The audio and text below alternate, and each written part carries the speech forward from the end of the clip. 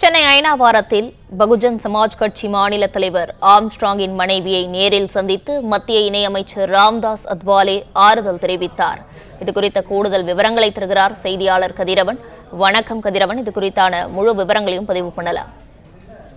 பகுஜன் சமாஜ் கட்சியின் மாநில தலைவராக இருந்தவர் ஆம்ஸ்ட்ராங் அவர்கள் கடந்த 5ஆம் தேதி மர்ம நபர்களால் வெட்டி படுகொலை செய்யப்பட்டார்.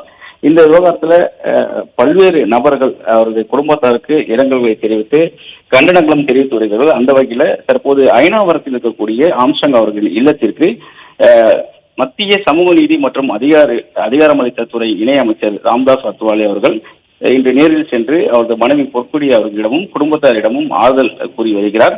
அது மட்டும் இல்லாமல் ஆம்ஸ்ட்ராங் படுகொலையின் போது என்ன நடந்தது என்றது குறித்து கேட்டறிந்து என்னென்ன நடவடிக்கைகள் மேற்கொள்ளப்பட்டு என்பதையும் அவரது அறிவிக்கக்கூடிய உறவினர்களிடம் கேட்டறிந்து வருகிறார்.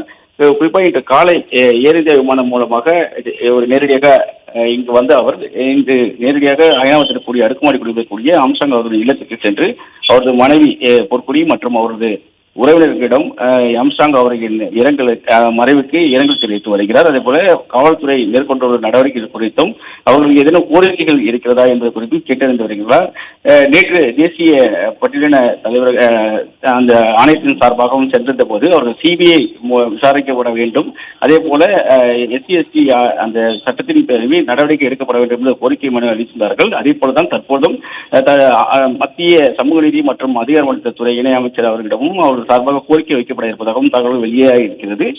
தற்போது ராம்தாஸ் அத்வாலே அவர்கள் ஆம்ஸ்ட்ராங் அவர்களின் மனைவி பொற்கொடி அவர்களிடம் ஆறுதல் தெரிவித்து என்ன நடந்தது என்பதை விளக்கம் கேட்டு வந்து வருகிறார்.